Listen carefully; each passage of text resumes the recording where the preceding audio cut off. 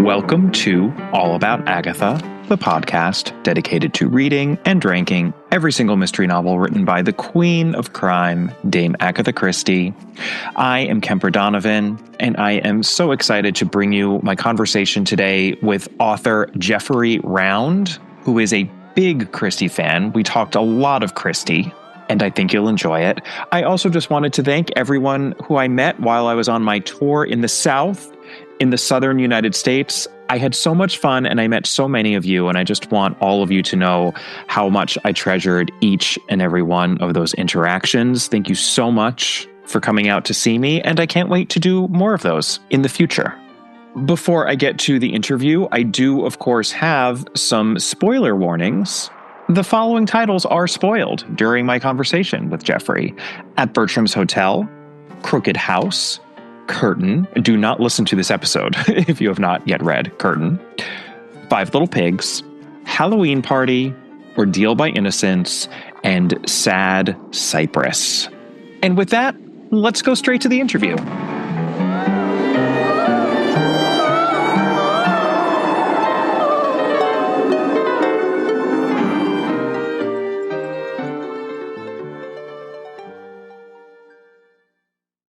I'm so pleased to welcome Jeffrey Round onto the podcast. Jeffrey is an award-winning author, playwright, and filmmaker from Toronto. So shout out to all the Canadian listeners out there. I know there are many of you.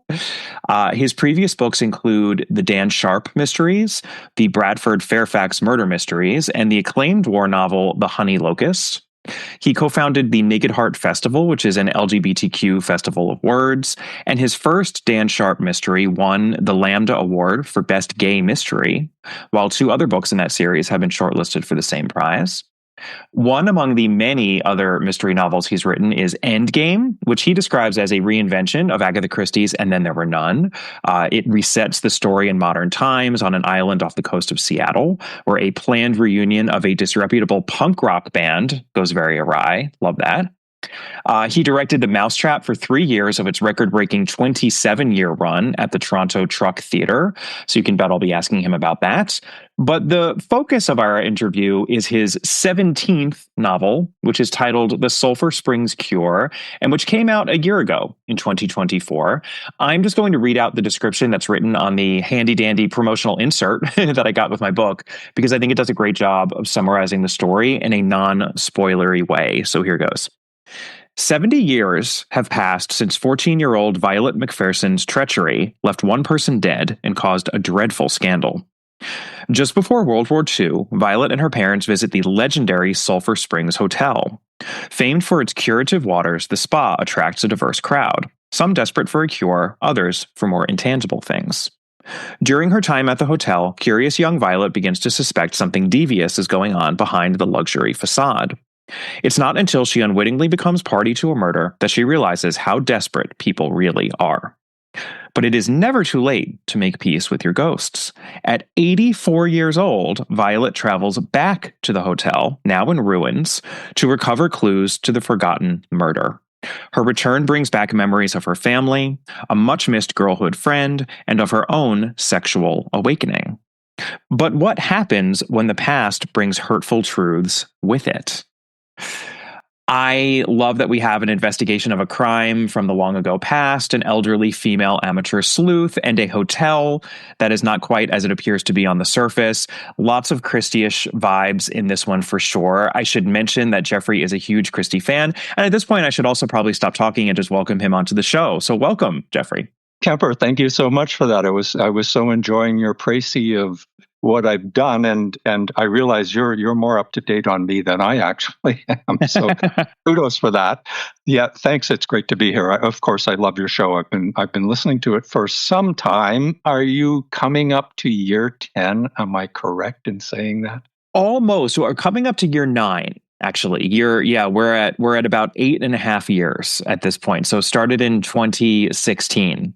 I can't believe that the podcast has been going on for that long. And as always, I wish that My late co-host, Catherine Brobeck, could be here as well. If you're a longtime listener, I'm sure you have listened to episodes with her, but I have continued on for now a couple of years, believe it or not, since she passed away. So yes, it's been quite a journey. And I think that at this point, we've established that you're a big Christie fan and that she's inspired a lot of the mystery work that you've done. And it's really interesting to me that, it's very obvious how And Then There Were None inspired you in your earlier novel, Endgame. It's a very direct inspiration. But the Christie influences on the Sulphur Springs Cure, which, just to be clear to all the listeners out there, that is the one book of yours that I have read. I haven't read anything else, but I just finished. I'm hot off of my read of the Sulphur Springs Cure for this conversation. The Christie influences, I think, are a little more subtle in this one. So I'd love if you could just talk about which Christie novels, or, just the sort of Christie allusions that you were playing around with when you wrote this book, and just generally how Christie has influenced the writing of this novels, and I suppose all of your novels. Wow, that's such a wide open field. I mean, like you, I've read all of the books. I think I'm going through them for the third time, and that's an extraordinary number of readings. And what I love is that she can still fool me on a third time, because I'm so far away from a first or second reading. I still forget, and I still am fooled by the clues that I think, oh no, of course it can't be that. It has to be this. And I remember, no, I fell for the same clue the first two times, because she's so clever at laying them. And if anything in this book, Sulphur Springs Cure, is following Christie, I hope it's that, how I am very, very clever at fooling people.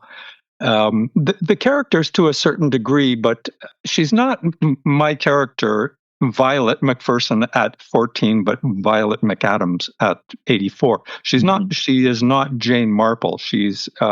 But she still has that wariness of human nature and that tendency to distrust what people say and do. So I would say there is a bit of overlap there. But as for the 14-year-old, that was pure invention. There are not too many 14-year-olds running around in Agatha Christie novels, but there are a number of children, as you well know, and some of those children can be quite devious indeed. Whether their intention is to be devious or they're just nosy, as in my protagonist's case. Yeah, there are, I've actually had a listener, because I do these themed episodes now in the latter days of the podcast, the dogs of Agatha Christie, the cats of Agatha Christie, the Americans of Agatha Christie, etc., the gays of Agatha Christie. And someone contacted me saying, you really need to do the children of Agatha Christie, and even gave me a list that they had compiled, a quite extensive one and very thorough. And I will definitely do an episode about that, I think, at some point, because there's quite an array. I think, children can be centrally featured, and we both know which novel I'm referencing when I say that, even though we won't name the title for fear of spoiling.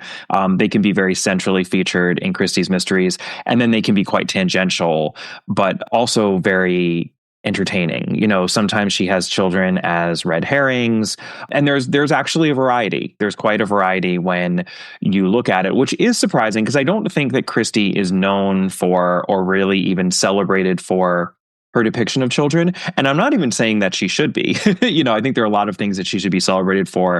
And I don't know if I would pick that as one aspect of her writing that shines in particular, especially when there are so many other things that do. But as with everything in Christie, when you write 66 full-length mystery novels, there's just a lot there when you start actually looking for it. And I didn't really think of any specific Christie texts when, I was reading about Violet McPherson, the 14-year-old, that's for sure. But I certainly did think of Miss Marple. And of course, there are lots of differences, but I think they have that same canniness or savviness, I guess you could say, about human nature, the sort of the low opinion about human nature that's also paired somehow with a fundamental optimism, or at least hopefulness, but like never in a naive way. There's no naivete about 84-year-old Violet, just as there isn't about Miss Marple, which is why I think it's so interesting that she's choosing to reinvestigate this mystery from 70 years ago. And I have to say, like, that I think is the most startling thing about your concept. And it's really interesting to me, because a 70-year gap between the crime and the remembrance of the crime is certainly a lot more than we have in Christie texts. And there's so many Christie books that involve people looking back at crimes, perhaps most famously Five Little Pigs. That's a 16-year gap. Even in Elephants Can Remember, where the gap is a bit longer, it's nowhere approaching 70 years because there are still people, many people, who can remember the time in question. And I think I appreciated and I enjoyed how the extremity of the situation in your book, because quite literally everyone from that time 70 years ago is dead except for Violet. I mean, she is our only eyes and ears into this previous world. And I'm curious why you chose to structure the novel that way, why you gave it a 70-year gap, because you didn't have to do that. And I'm just wondering why you did. We should go back to where the novel sprang from in my imagination. It was actually my mother's prodding. And she was, at the time, I started it quite a while ago. She was, at the time, she was just in her early 80s. And her request to me was, "Dear, could you please write a book without sex and violence in it?" And I thought, okay, I'm going to have to give it to somebody fairly elderly to do that, to make it credible, because that's just the way crime novels are. And I started it out as a lark, because I thought, well, I'm not going to be able to sell this simply because my genre is a bit more blood and guts, as the Dan Sharp mysteries in particular. Mm-hmm. And in fact, it was turned down by my original publisher, and I just threw it in a drawer for 10 years. But my challenge with it was to make the 70-year gap credible. Mm-hmm. And how I felt I needed to do that was not to have two separate characters, a 14-year-old and an 84-year-old, but to show that in some way they are still that same. Each of them is the reflection of the other. And very early on in the book, I actually show Violet seeing herself in a mirror, but she sees the young girl, the 14-year-old that she was, reflected back at her.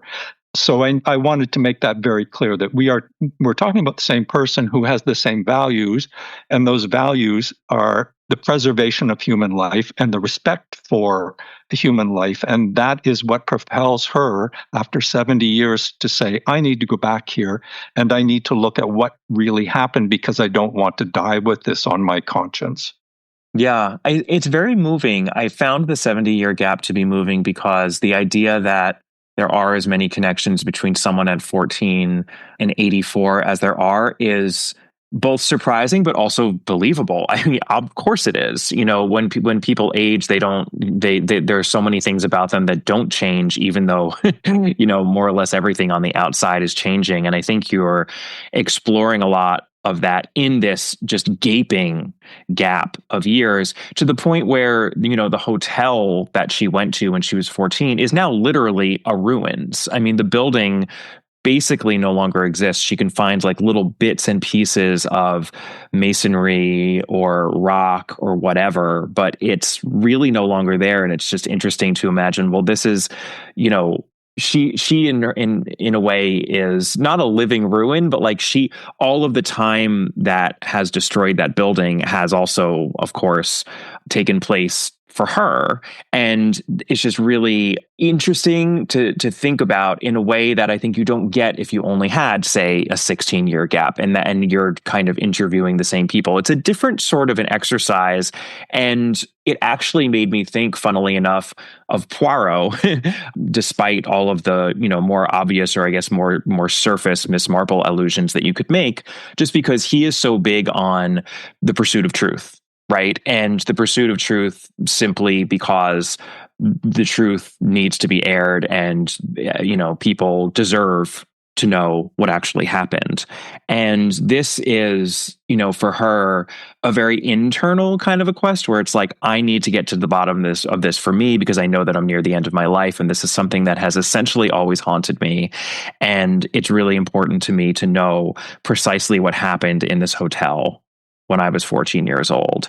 And, that is I think in some ways a sort of a Christie-ish kind of investigation, or a traditional golden age, if you want to call it that, murder mystery investigation, because getting at the truth, getting at the heart of what quote unquote actually happened really is what's at the core of those books. And that's absolutely what you're doing here. You're just doing it in a really different and I think interesting way.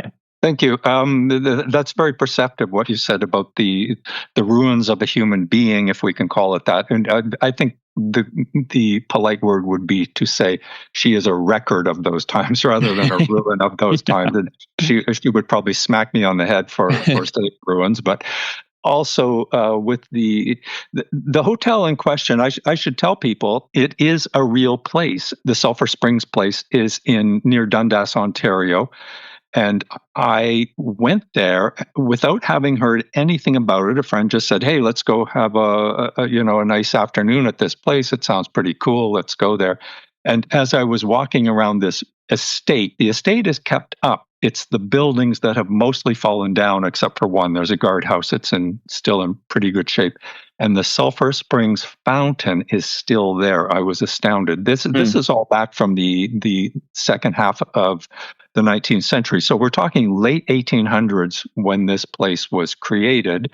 The hotel, I think, existed not as long as it does in my book. I needed it to burn down later rather than earlier. But the hotel was still around in the early part of the 20th century. But today, when you go there, you do see walls falling down, and you literally see the ruins of a once grand building. But as I was walking around, I kept hearing and feeling these voices coming out of the ground, and I thought, wow, who used to live here? Who used to be here? What was going on here? So that led me to my first round of investigation. What was this place? And it was exactly what I wrote. It was a sanitarium for people who wanted cures for a variety of things, arthritis, even apparently tuberculosis, which was considered incurable back in those times. So it is a place that was just ripe with history, and it just came pouring out of the ground as I was walking around. But also what you said about Poirot, I'd never thought of it, but yes, it is his obsession to expose the past, what happened and why did it happen. And that you're right, that is Violet's obsession. I need to know what happened. Not for anybody else because they're all gone, or as she would say, they're not gone, dear. Guests leave the party at midnight. They are dead. So she's very forthright about that. But she's outlived absolutely everyone who was involved in the story, yet she still feels she needs to get to the bottom of it to find the truth, which ultimately she does. Yeah, it's very clarifying because I think sometimes, even in Christie, but certainly in lesser authors, I think sometimes you have to have a trumped up reason for why it's so important to get at the truth of like, oh, in Five Little Pigs, oh, my fiance is worried that perhaps I'll have tainted blood. So we need to figure out like what actually was going on with my parents. Like, was my mother really a murderer? That actually is, very believable. I think that can be a compelling motive, but you don't have any of that here. It really is just as simple as I need to know. That's it. And I think if you kind of are able to create a character convincingly enough who feels that impulse, it's believable, because I think we all have that impulse about certain things. I mean, dare I say it's one of the reasons that we read mysteries, because it's so satisfying to finish a book and feel like, okay, I know all of the relevant stuff, everything that I wanted to know at the beginning of this book and just was so confused about and what's going on, I know. And, I've talked a lot on this podcast about how mysteries do a lot of things. So I get annoyed when people only focus on that sort of cathartic kind of experience that you can have reading a mystery, but it's certainly so important and such a big reason why people do read mysteries, because that satisfaction when, you get your neat resolution is a big part of it. It's a big part of the reason that many people read mysteries. It's not the only reason, but I found her motivation to be notably simple and straightforward, but believable. And I'm glad that you already started talking about the setting, because I was going to ask you about that. I did a little bit of research and I was like, oh, I think this was a real place, which is fascinating. So, and it's such an important part of the book, I think, because people come to a place like that because they're hurt, right? Or they're wounded in some way physically, perhaps, in other ways as well. And it's almost the way that people go to a shrine, right? Like you go because you're trying to be cured, you're trying to be healed. And it's such an interesting and appropriate setting for a murder mystery, I think, because you've got a lot of broken people. You've got a lot of people who have issues, and it's just an easy place to set intrigue. And it's why when I heard about the concept of your book, I was like, oh, this sounds very at Bertram's Hotel. And I think in some ways you could make the argument that it is.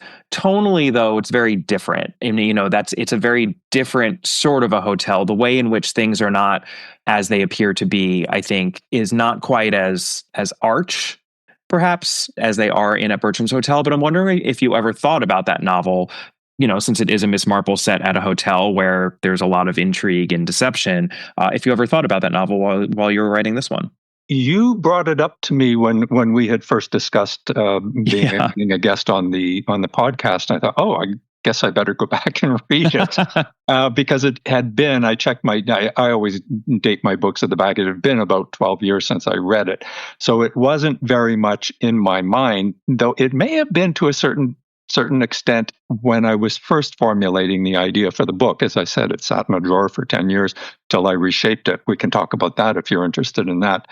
But I did not have a great memory. I don't mean a bad memory, but I didn't have much memory of that particular book. So I went back to reread it. I thought, okay, yeah, there are certainly some similarities. But in that one, Miss Marple, Jane Marple, comes back to the hotel that has been kept up as a facade of what it was supposed to have been before World War I. And everybody comes back and says, oh, isn't it wonderful? Some things don't change. Well, of course, everything has changed but the facade. And that is the import of that book, is what is behind this facade. Whereas when Violet goes back to the hotel, there's really nothing there but her memories to unearth this story and this mystery and get at the bottom of it. And slowly but surely she does. But it's not the building itself. It's what is internalized in her through her memories. And I think so there's a crucial difference there in terms of what the hotel actually represents.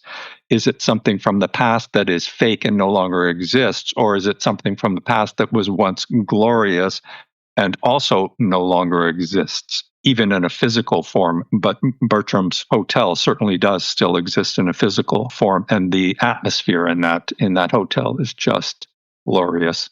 I was looking at your rankings of the book, and I noticed it's not that high up on the list, and I would probably put it where you put it. I find the ending particularly unsatisfactory because, of course, I don't think this is a spoiler. The murderer goes unpunished, and that's extremely unusual for Agatha Christie. I think it only happens maybe one other time, and that's Murder on the Orient Express. I might be wrong. There might be others, but those are the two that come to mind. But I found that a little bit unsatisfactory. So with you, I would have left it lower on the list. Just quickly, if I might interject this, I went through the list. 4 of my 5 favorites are in the top 10. I thought, yay, great. I went to the bottom, and most of my unfavorites are deservingly down there, I think. I think I might quibble with you about The Third Girl. I quite like The Third Girl. The only one I would have put significantly higher is Curtain, Poirot's Last Case. Me, that's a spectacular reveal on that. So I would have put that higher. But other than that, I think we're good with the list. I was wondering if we were going to have. I was raring for a fight. I was like, "Well, what title is he going to say? Like, please don't let him say Death Comes as the End," which is one that's been a perennial point of contention with some listeners that I've ranked it too low. But Curtain, no. I mean, Curtain is one where absolutely a lot of people would put that in their top 10, and I completely understand it. I do. Death Comes as the End. You're right. I've had arguments about that with friends.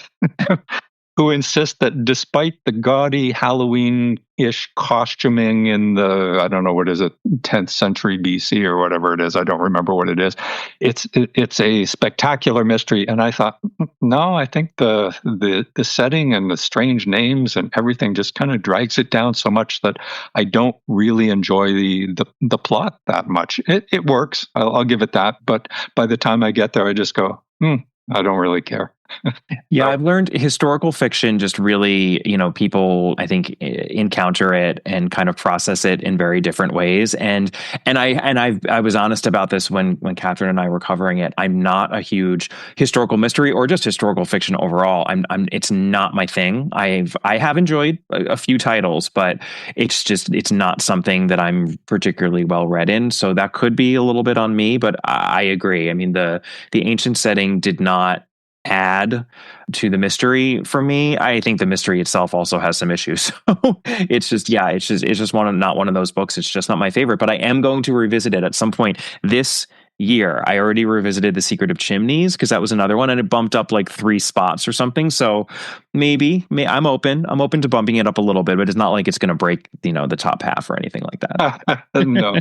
No, good to know. There are a couple of titles that I did revisit, and I revised my impression of them considerably. Is one called Trial by Innocence? Does that sound familiar? Is it Ordeal by Innocence? Ordeal by Innocence, yes. Sure.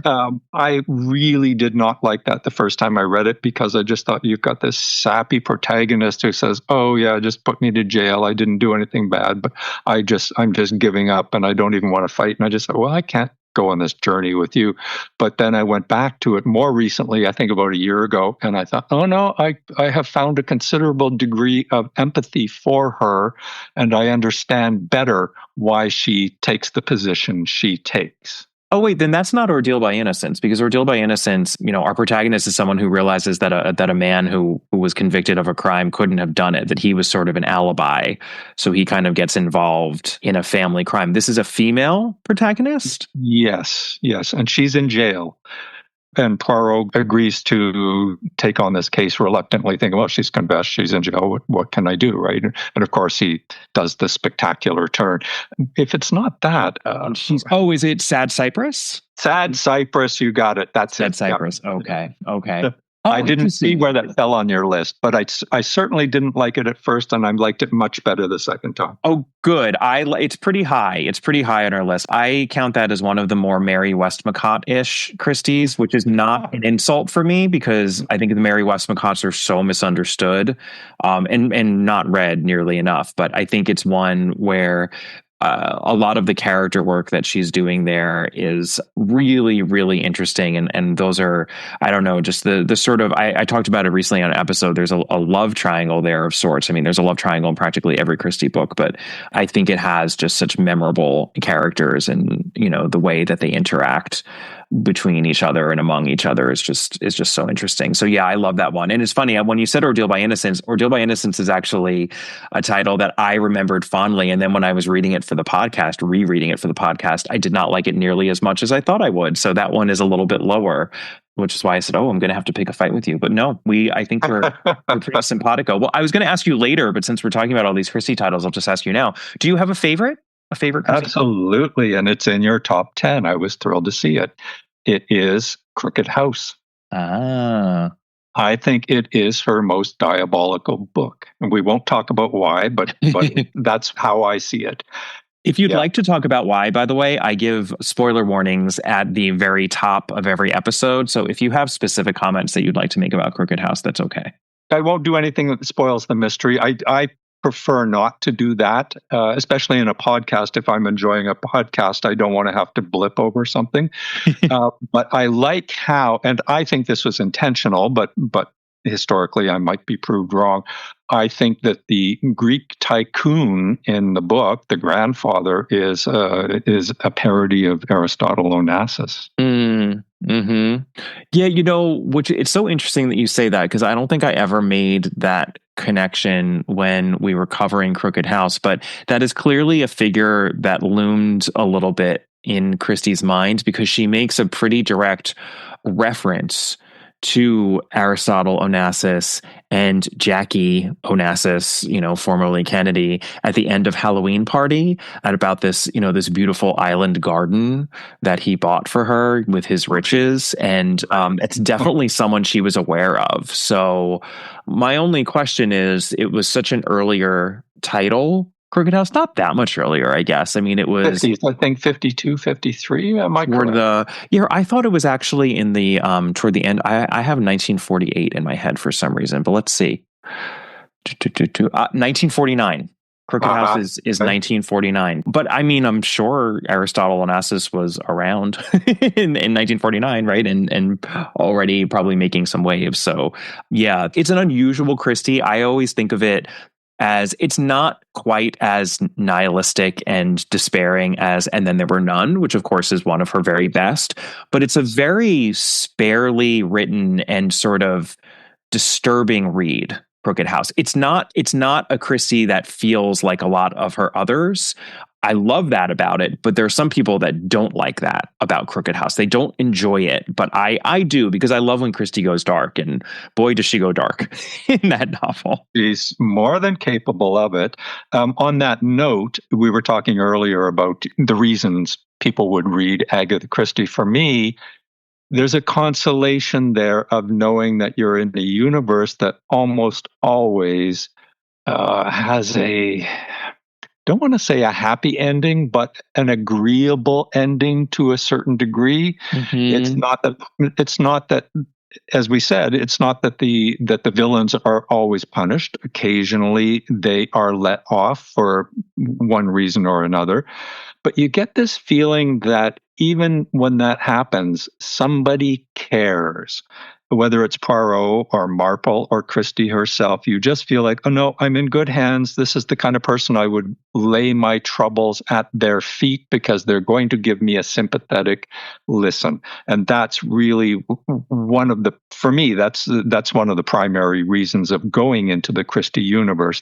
There are a few other authors who do that for me. John le Carré does it. Marcel Proust does it. Shakespeare to a certain degree. But I think it's partly because they have these ongoing characters, or she has these ongoing characters, and certainly le Carré does too, that you know who you're meeting when you go there, and you think, oh yes, I want to spend time with you again. Let's have a little tea party and sit down and nibble some canapes and have a good gab about how terrible the world is, and God help us, there's not much we can do about it, but we can be sympathetic with one another, and that is what she gives me, I think, above all, and I love her for that. That's such a good way of putting it. I think that really gets at the heart of something in an accurate way, coming from someone who's read Christie 3 times over and obviously thought about her very deeply, both as a reader and a writer.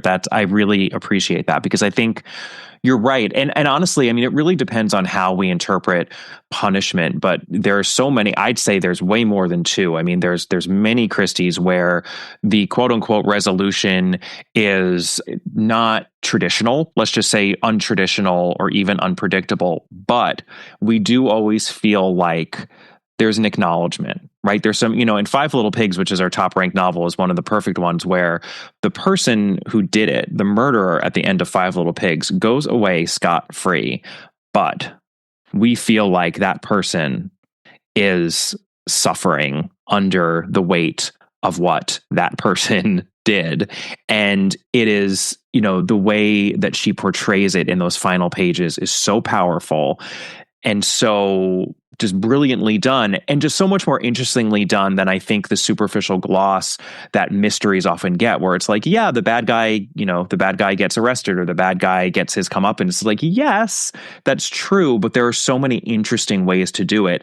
But the crucial point is that there is some measure of what we know at least should have happened, even if it didn't actually happen on the surface, maybe something more internally. We have that presence of this author who's creating these stories, and she knows exactly what we want, what we need. And even if she isn't exactly giving it to us, we feel like the story got the attention and sort of the resolution that it deserved, and that the whole kind of situation has been played out in a way that makes sense, and it's so pleasing to us, right? And you can feel that connection with Christie. I mean, that's such an important thing when you read a story. You want to be able to feel a connection to the characters, but like she, I think maybe more than so many other authors, possibly because she wrote so much and so much of what she wrote is so good, you can really feel her presence in these stories. And even if she's doing a lot of different things, there is a continuity there because she had a certain mindset about what the results of these things should be. It's just that they play out in more interesting ways than I think sometimes she's given credit for. But I really like your way of putting that. Like you feel like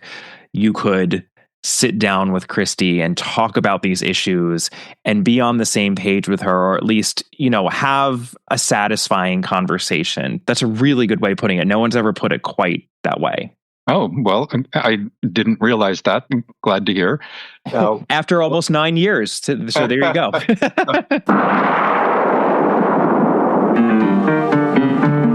Don't touch that dial. We'll be back in a moment with the rest of our episode. We just wanted to take a moment to ask you, our dear listeners, for a favor. If you haven't already done so, we would very much appreciate it if you take a moment to, give us a rating or a review wherever you're listening to this podcast. It really helps the podcast out because ratings and reviews make it much easier for other Christie fans such as yourselves to find our podcast. And the more ratings and reviews we get, the more people we can reach. It should take you a matter of seconds, and lucky you, we're going to provide you with those seconds right now, so go to it.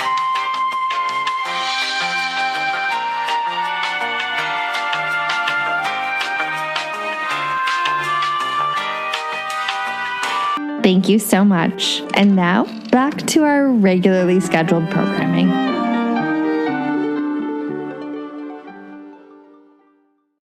What I do think, just to add to this, that is very interesting, is that you get this person, this woman, this writer, with this very sensible view of the world and a very meaningful sense of what is right and what is wrong. And that comes through very clearly in her writing. Yet she can go to these incredibly dark places. And you think, well, how can you inhabit both of those places? But as you and I know, that's what writers have to do. It's not that we want to commit murder, but we have to go to the place where we can understand why someone would do that. And I think that's incredibly important to realize. We're not creating blueprints so somebody can say, hey, let's follow this and, cause mayhem in somebody's life. We're saying, here is where this sort of thing, this impulse will come from. Here is where it can lead. And here's where it will end up if you don't take care. And I'm thinking in a couple of places where Poirot actually warns some of the would-be villains off and says, no, mademoiselle, you must leave now because things will go much wrong for you. And he's always right. Well, of course, he's always right. So there's one part of your text that I want to quote because it made me think of Christie, and it kind of, I think, dovetails with what you were just saying. So I'll bring it up now. And this is going to be an odd bit of text, I think, to quote. I'm sure no one has ever quoted this back to you, but they're talking about this case from the past, which was never really solved. It was never solved in a satisfying way to anyone.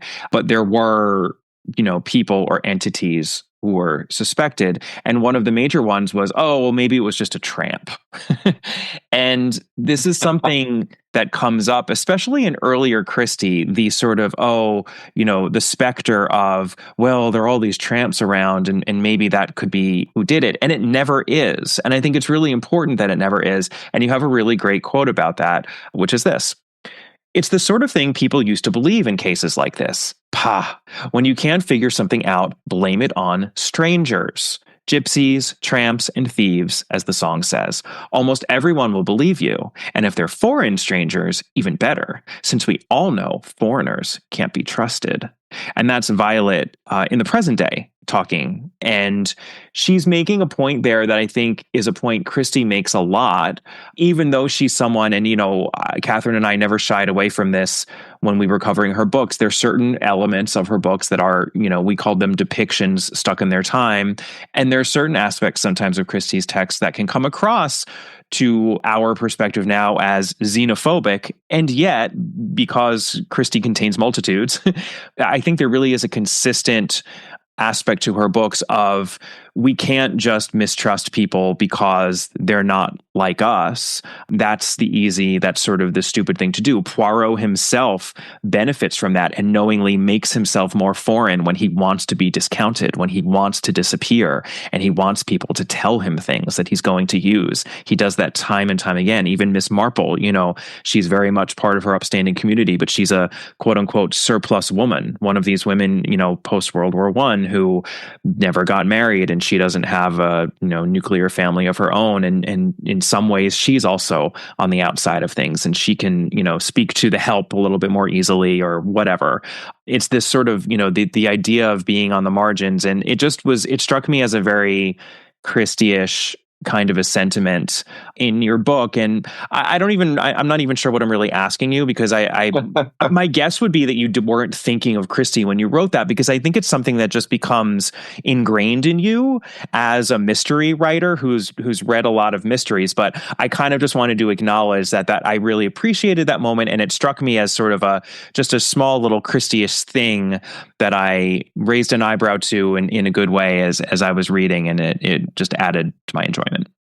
Okay, thank you for that. I was specifically thinking of her nods to all the people who said probably a tramp or a crazy person or this or that. So no, specifically, I had that with her in mind. Oh, you did? Oh, great. Okay. Absolutely, I did. Yes, and and that's part of the fun of layering things on top of the works of other people as we go through the timeline. We can look back and say, oh, wasn't it interesting that so and so did this or said that?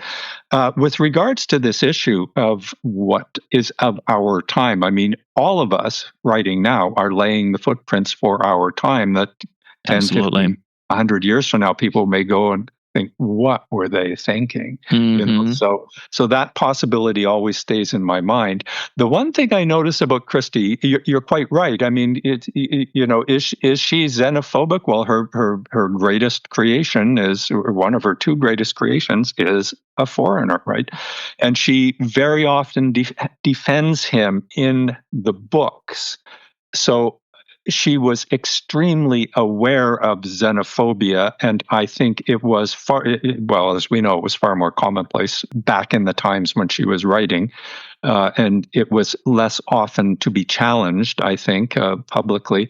What I notice is, because occasionally there are comments, I think, okay, that was homophobic, but it's coming from a character. So is it Christie or is it the character? Or that racist? Is it coming from the character or is it coming from Christie? What I do notice consistently, and this points out just how conscious she was of issues like this, she never let something go by that you would say, oh, that is totally misogynist, without having someone show the other side of, wow, what a stupid opinion that is of women. So I'm convinced she was absolutely aware of these issues. She did not use them haphazardly. Certainly, she falls into the trap of using humor that pokes fun of people who are different. That is where I would probably fault her for that. But does that make her xenophobic, racist, homophobic, or does that just mean she's used a cheap shot to show what one of her characters is like? So again, I don't let the judgment fall too readily. I just think, okay, that's it's an individual thing. I'm not offended when I see it, but I understand certain people are, and I don't mean specific people, but I mean, I've talked to people and they go, oh yeah, I can't read her because of this or that. I think, okay, well, you're missing a lot because you're getting stuck on this, which may not even be a correct assumption on your part. I think it's a fascinating subject, and unless she's here to answer our questions, I don't think we'll ever have a definitive answer on it.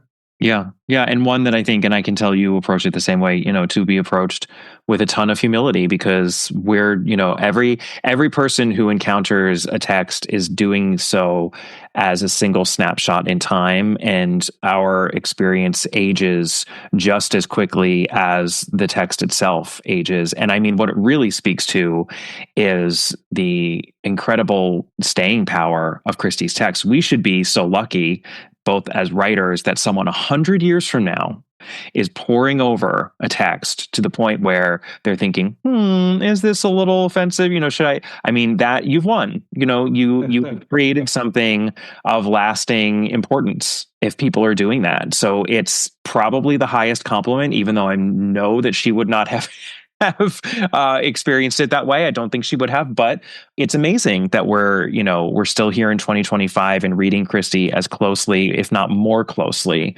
than people have been over, the previous 100 years. So yeah, it's a complicated issue, and one that I think, people will continue to grapple with. As to Christie and many other authors, it's certainly not a Christie specific issue. And, I wonder if you would agree with this as someone who I know has also read a lot of other authors from that time. But I think when you start reading some other golden age authors, many of whom might not be as in print as Christie, you realize the extent to which Christie actually is timeless, even though she has those occasional depictions that might jar, because boy, are there a lot of other books from that time that in very thorough ways that are much harder to ignore may have some of those same issues. There's a lot out there that I think is so much harder to digest than Christie for the most part. So I mean, I just have so much respect for what she did, even though I think it's important not to ignore that aspect of the works.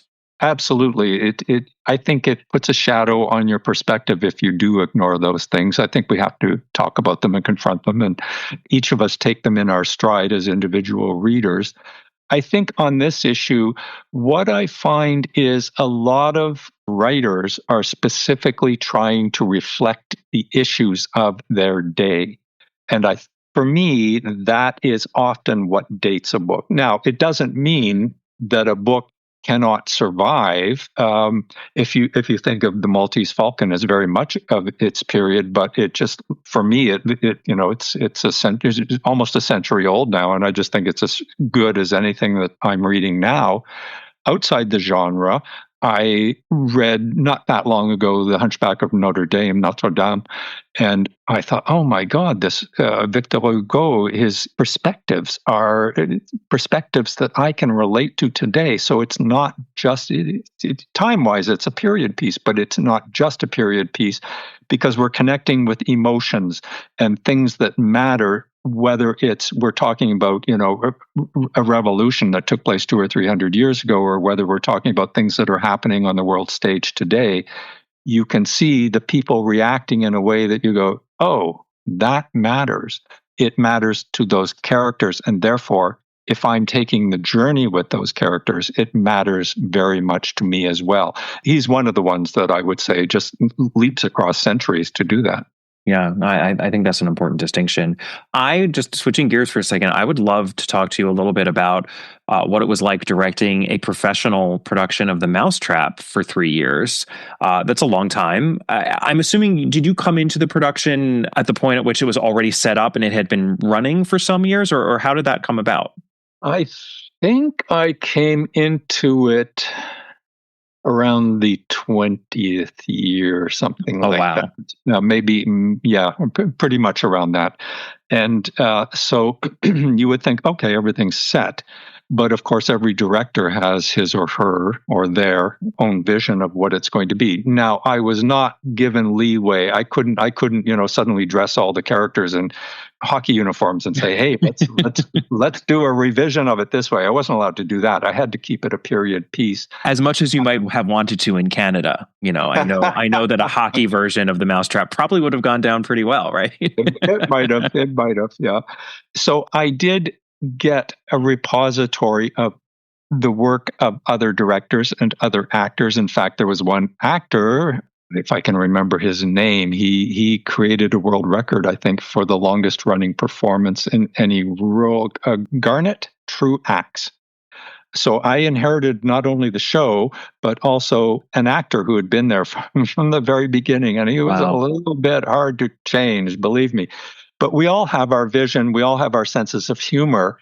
And for me, it wasn't so much about putting my fingerprints on it in an egotistical way as spiffing it up, because a lot of it I felt was flat It was stale. Now, I'm not going to give you a percentage and say it was 90%. It wasn't anything like that. But I just thought it needed to wake up.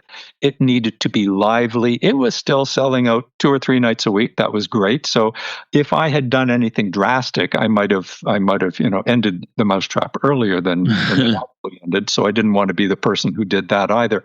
But I felt it needed to be fresh.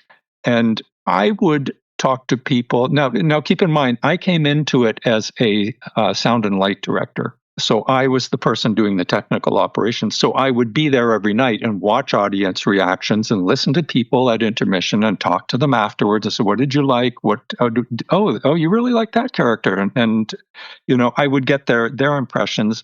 And for me, that was the lifeline. And there were certain things that a significant number of people would say, "Well, what about this? I do think this could be better." And I think, yes, I would. If I were director, I would change that immediately, which I did, meeting some resistance, not just with Garnett was a lovable old soul, but he was from Britain. He had his own way of doing things, so he was, authentic British.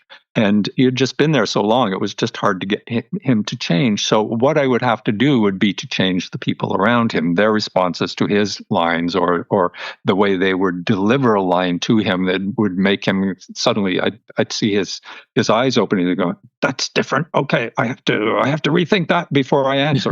So I could see this in his face, and it was a very small theater. The theater was a converted church.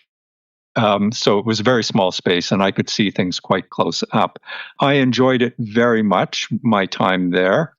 And I can say this proudly: of all the years that it was running, I got 3 of the best reviews ever, including from one of the most feared theater critics in the city, in Toronto, that is. When he came, I just thought, "Oh, God help us, it will be in pieces tomorrow." And he started off, it was actually a radio interview, and the interviewer said, "So, how did you like the Mousetrap?" And he started off saying, "Well, actually, I enjoyed it very much." And I thought, okay, here we go. We're home free. Then he had criticisms, and he went through them, all of which were quite valid. Sorry, I'll pause here and let you have a question if you want, but I do want to get back to my last experience with the Mousetrap, which was, I think, 3-4 years ago. I saw it in London for the first time. But if you had a question, I'll let you interject it here. No, you answered my follow-up question, which was just going to be, what was it like to enter that machine of a play in that way, which I just think is so interesting. It's why I wanted to ask you about it. And you, like a good interviewee, you already answered the question before I could ask it. So I think we're good on there. But yes, what was your experience while watching the Mousetrap in London? So it was just into COVID, not long into COVID. The restrictions had been lifted. I could travel for the first time, and my first destination was London. It happens to be my favorite city in the world. And by chance, it was actually in September of 2022, I went over because the Queen had died. And I thought, okay, she's been the Queen my entire life. I owe her some respect. I need to go over there and show my respect rather than just watching this momentous occasion on TV. So that was one thing, was the funeral. That was huge. The other thing was, it turned out to be the 70th anniversary of the English Mousetrap. And I thought, well, I haven't directed it for, I think it was 25 years at that point. So I hadn't seen it for 25 years since I left it. I think it was 1998 when I left it. And I have never seen the English version of it. Time to go. And I have to say, our version compared favorably to the English version. Not to be too critical, but I felt they were pandering to the tastes of tourists. The humor was pushed, and it was just trumped up a little bit. And I just thought, okay, that should have got a laugh. And I remember it used to get a laugh in my version of it, but you pushed it too much, and people are saying, no, don't sit there and beg me to laugh because I'm not going to do it. The pacing was pretty good. I would have sped it up a little bit, but on the whole, I'm happy to say I enjoyed it after 25 years, but I left thinking, we did a great job in Toronto, in Canada, with the material we had.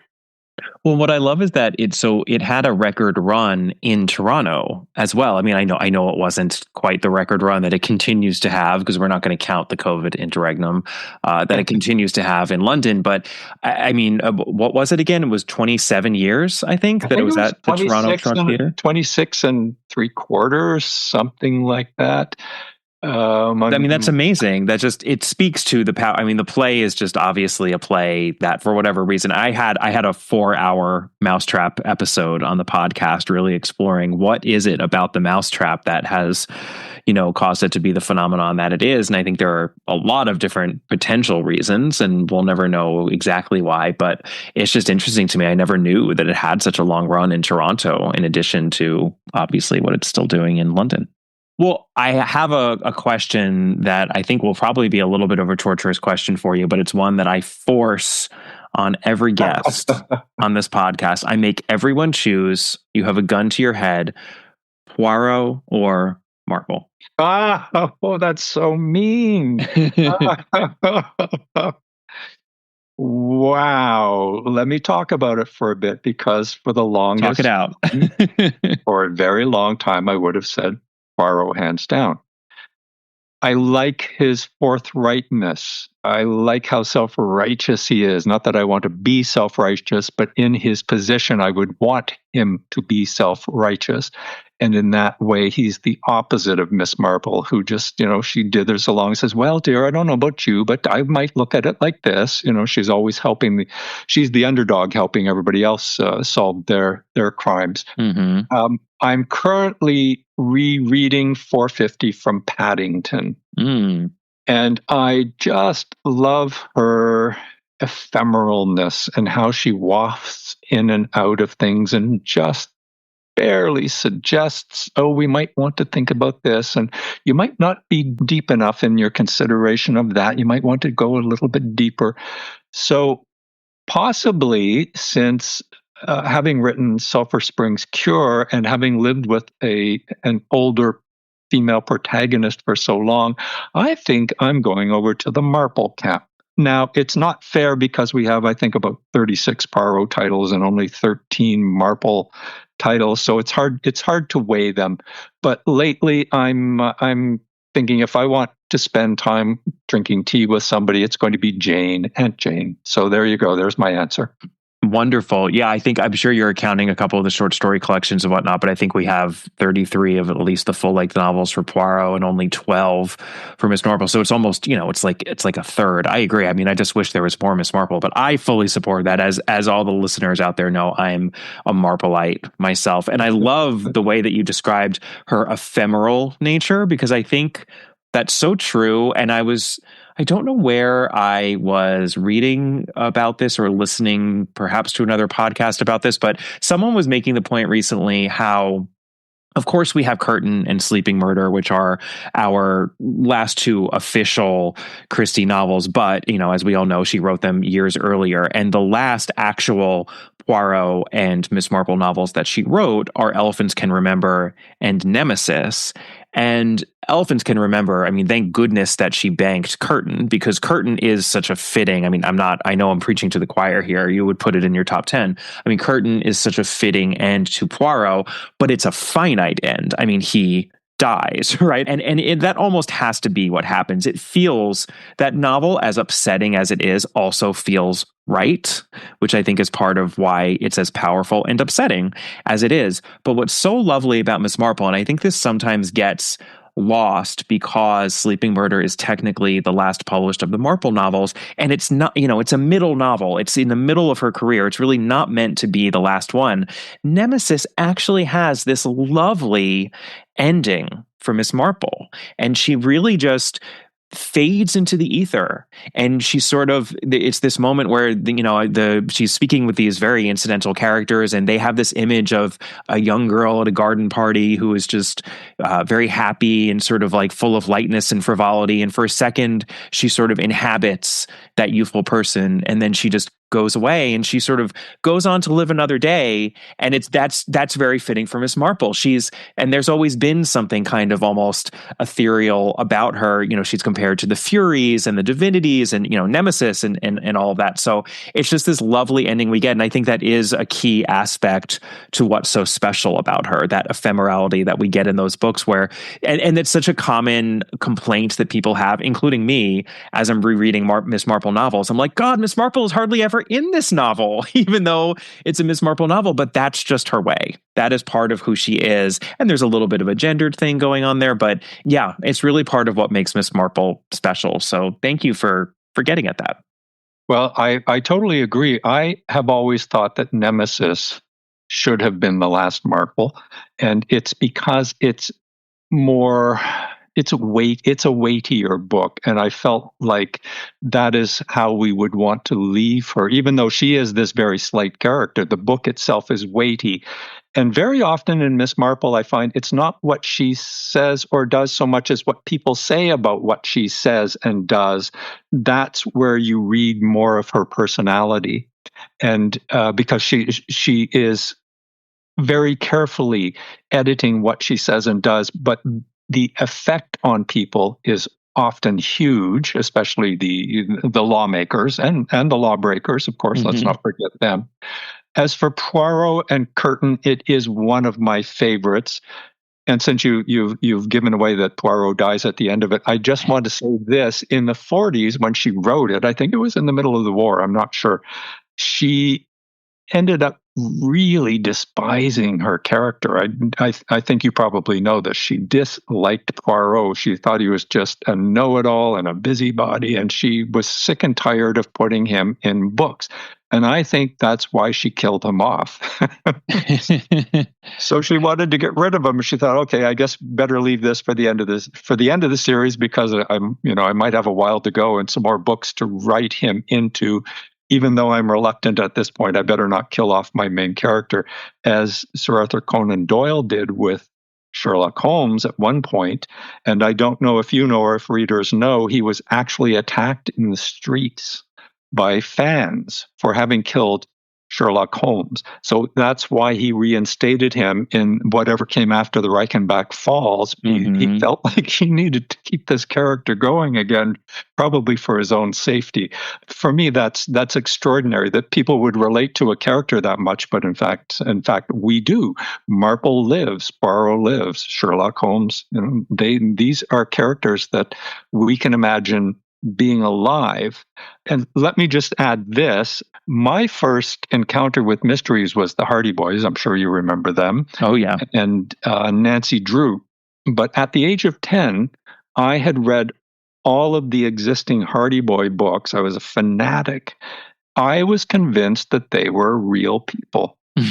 At one point, I asked my mother where, this fabulous place Bay City was, where they lived. I thought maybe we can go visit them, right? So she said, I don't think they're real. And I remember this wallop in my stomach. I thought, but they have to be real. They're real in my head. Of course they're real. So this identification with characters, I think, can be so strong that we forget they are creations of somebody's mind. And I love that. I mean, that's why we go to mysteries again and again, because they can be real for us when we're reading them or watching them on film or television. And that's the magic. Real life people often disappoint us, but characters seldom do. They're in a special place. Totally agree with that. Yes, such a visceral connection. You were like, I'm going to go hang out with Frank and Joe and Chet, right? We're all going to have a great time. Yes, I don't know if I read every Hardy Boys, but I certainly read at least dozens of them when I was younger, but right before Christie, I would say. Yeah, and I mean, it's, I think sometimes the extent to which Christie hated Poirot, I think he can get a little overblown, but she definitely did make some statements to that effect. I think the timing of those statements is important, because I think it was soon after, or even perhaps in the midst of that glut of Poirots that she wrote in the 30s, when I think she was probably just getting a lot of pressure from her publishers who were like, wow, this Poirot character is really selling. You gotta keep on putting him into your books. And actually, we already mentioned Sad Cypress. That's a book that she said later on, I really wish that I didn't have to put him in there.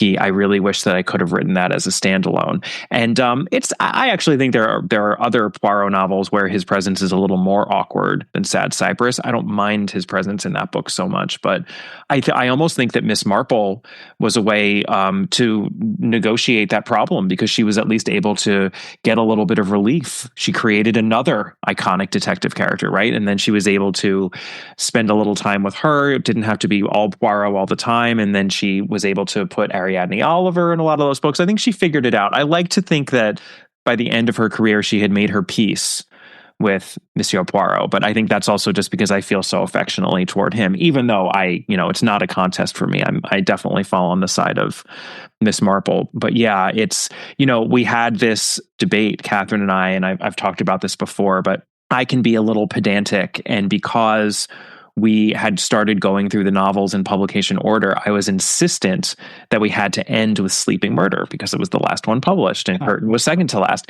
And Catherine was just as insistent that, no, we have to end with Curtain because Curtain is the end. It's there in the title.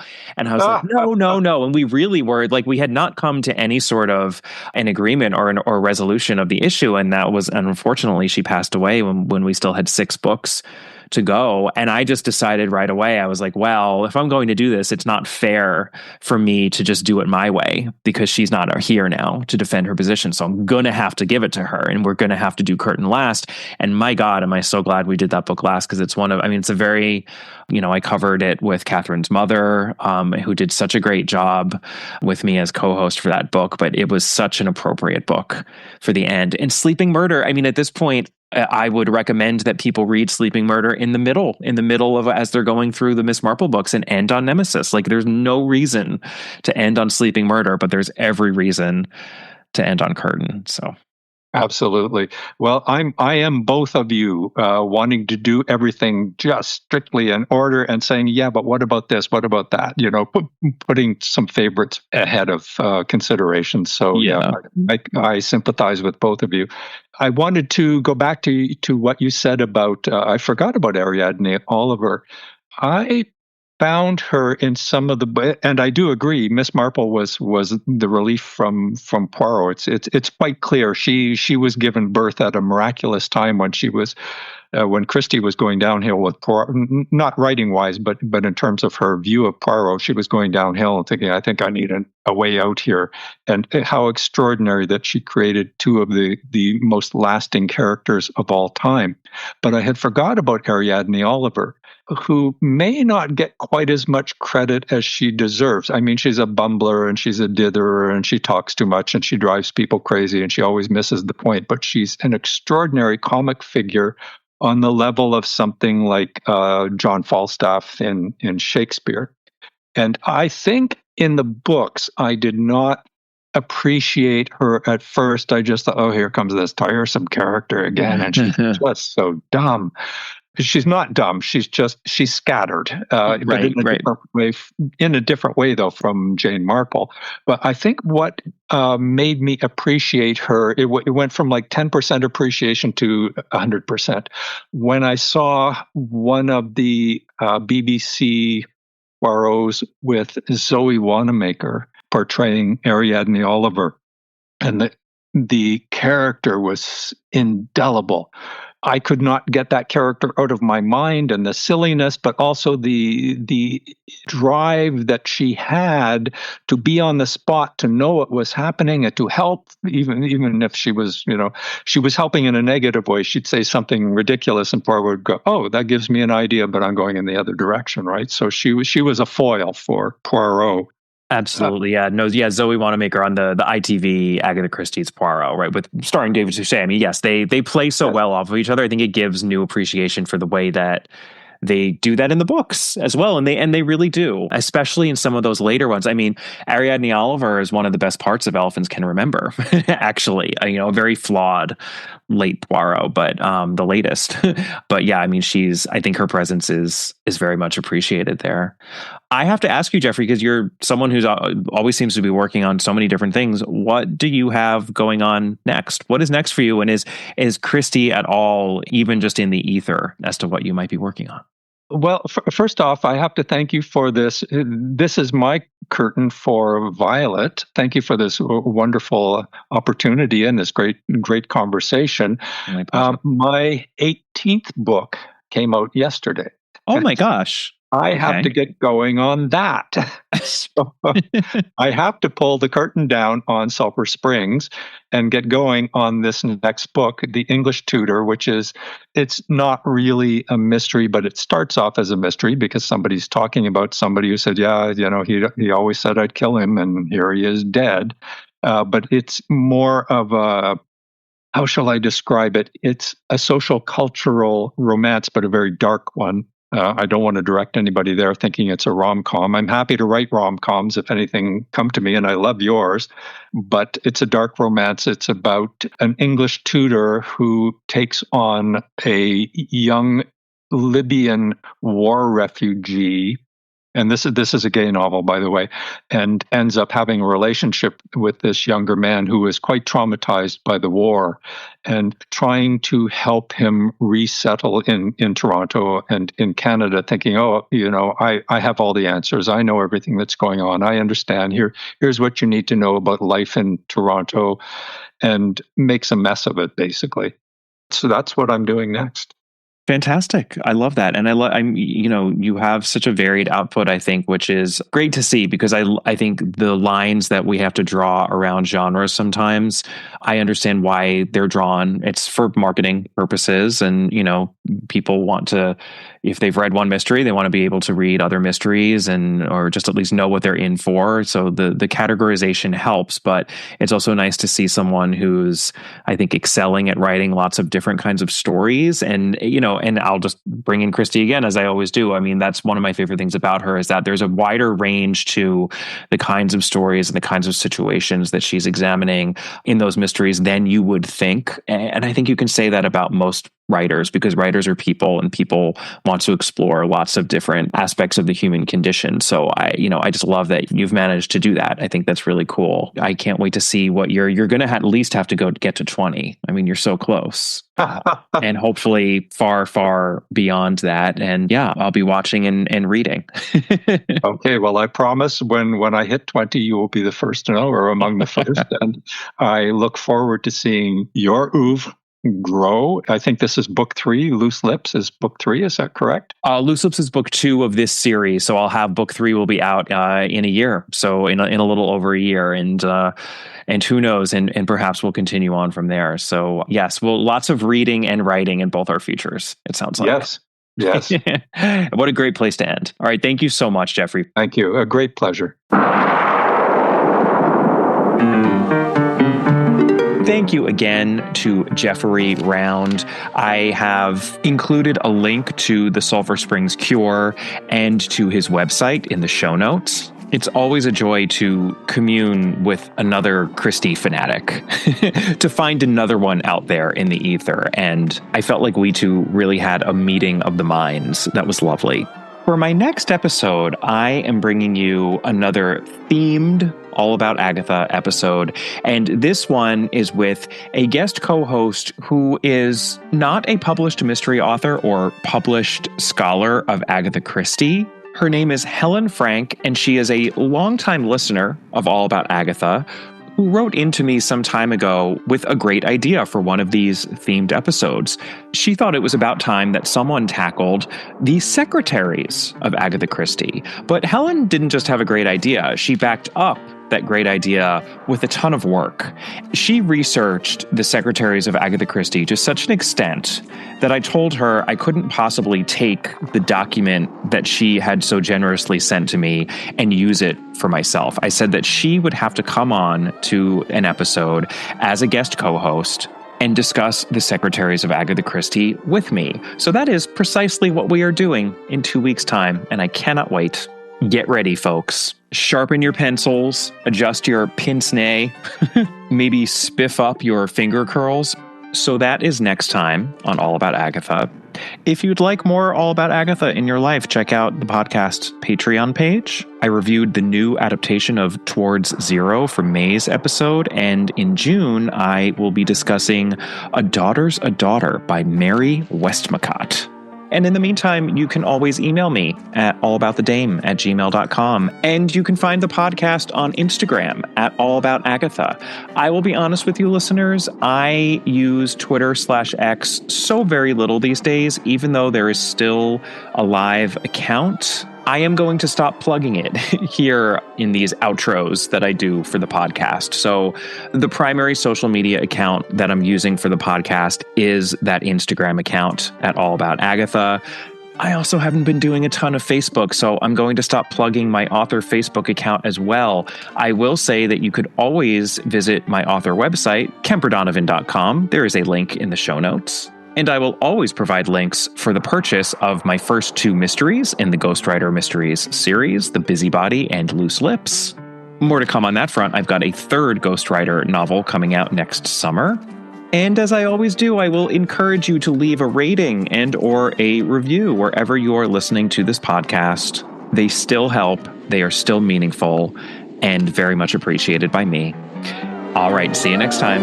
Bye.